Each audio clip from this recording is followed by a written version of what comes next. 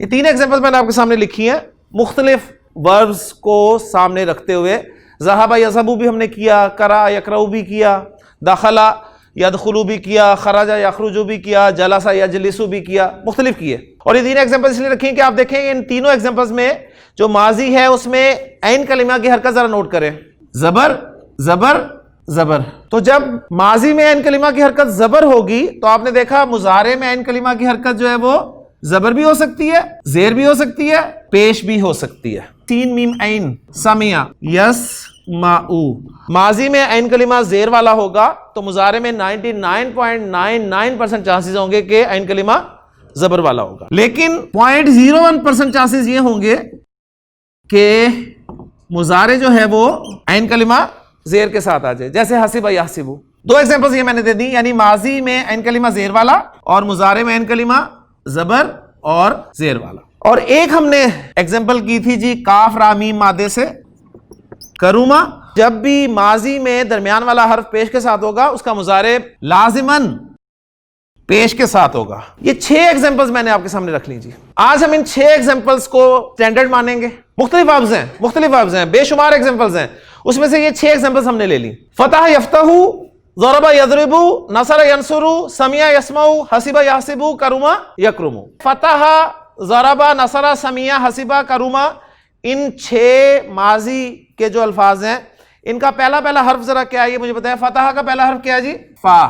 ضربہ کا پہلا حرف ضاد, نصرہ کا نون, سمیہ کا سین, حسبہ کا ہا اور کرما کا کاف. ان کا پہلا میں نے حرف لے لیا. فا, ضاد, نون, سین, ہا, کاف. آسان سی ایگزامپل آپ کے سامنے رکھتا ہوں. فرض کیا آپ کے سامنے آ گیا لکھا ہوا مسلم لیگ, تو آپ مجھے بتا سکتے ہیں کہ یہاں پر مسلم لیگ کون سی مسلم لیگ مراد ہے؟ نہیں بتا سکتے نا. اب میں اس کے آگے بریکٹ میں لکھ دیتا ہوں نون, پہچان گئے نا. اگر مسلم لیگ کے آگے لکھا ہوتا کاف پھر بھی پہچان لیتے, اگر لکھا ہوتا جیم سارا کو پہچان لیں گے. یعنی اصل میں کیا ہے, یہ جو بریکٹ میں لکھا نا اسے آپ نے پہچانا ہے کون. تو اب جو ہم کام کریں گے نا, میں آپ کے سامنے رکھتا ہوں مادہ جی دال, خا اور لام. میں کہتا ہوں جس سے ماضی مضارع بنائیں تو آپ بنا لیں گے فوراً, کیونکہ آپ نے یاد کیا ہوا ہے کہ دخل یدخل. اگر فرض کیا آپ نے یاد نہ کیا ہوتا, اس کے علاوہ کوئی 3 لیٹرز پر مشتمل لفظ آ جاتا ہے اور آپ اسے ماضی مضارع بنانا چاہتے ہیں. 2 سورسز ہیں نا ہمارے پاس, ڈکشنری ہے قرآن. تو ڈکشنری آپ نے کھولی,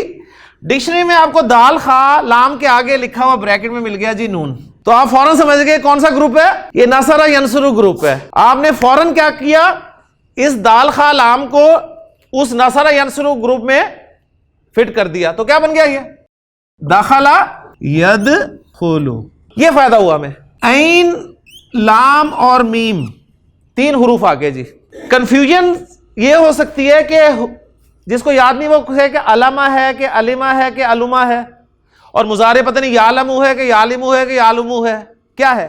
اس کا حل میں دینے لگا ہوں آپ کو کہ کسی بھی مادے کو آپ ماضی مضارع کس کمبینیشن میں لانا چاہتے ہیں, ڈکشنری کنسلٹ کرنے کے لیے آپ کو الفابیٹیکلی جانا پڑے گا اس مادے تک, اور آگے بریکٹ میں آپ کو لکھا ہوا ملے گا جی سین. جب آپ نے سین لکھا ہوا دیکھا تو فوراً پہنچ گئے کون سا کمبینیشن, سمع یسمع.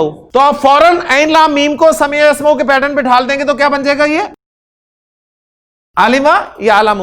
اب حالانکہ دیکھیں اگر میں آپ کو علمہ بتا دیتا نا تو آپ 99.99% پر عمل کرتے ہوئے یہاں پر جاتے یعلم, اور کنفرم ہو گیا. اب یہ ڈکشنری نے کنفرم کر دیا کہ یہ اسی طرح ہے, علمہ یعلم ہی ہے. ماضی اور مضارع کے 6 کمبینیشنز. گرامر کی اصطلاح میں جو ٹاپک کہلائے گا یہ کہلوائے گا جی ابواب. ابواب جمع ہے باب کی, باب مین دروازہ. تو یہ 6 ابواب ہیں جی. ماضی میں ان 6 کے 6 بابوں کے 3 حروف ہیں. فتح 3, ضرب 3, نصر 3, سمیہ 3, حسیبہ 3, کرما 3. 3 والا عربی زبان میں اس کو کہا جاتا ہے ثلاثی. ابواب ثلاثی. اور ماضی میں آپ دیکھیں صرف وہی مادے کے 3 حروف ہیں, اس کے علاوہ اور کچھ نہیں ہے. تو اس اعتبار سے اس پوری کیٹیگری کا نام بن جاتا ہے ابواب ثلاثی مجرد.